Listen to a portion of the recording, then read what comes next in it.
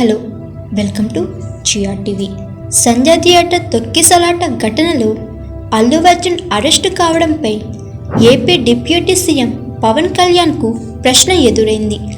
దీనికి ఆయన ఇచ్చిన రియాక్షన్ ప్రస్తుతం సోషల్ మీడియాలో వైరల్గా మారింది.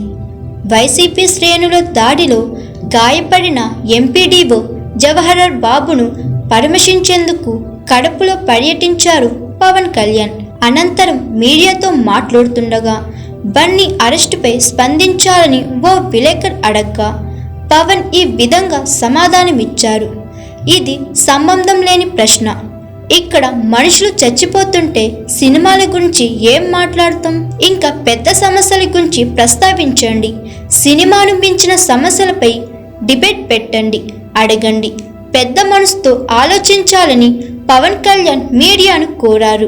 మరోవైపు వైసీపీ శ్రేణులు ఎంపీడీఓపై చేసిన దాడిని డిప్యూటీ సీఎం పవన్ కళ్యాణ్ తీవ్రంగా ఖండించారు.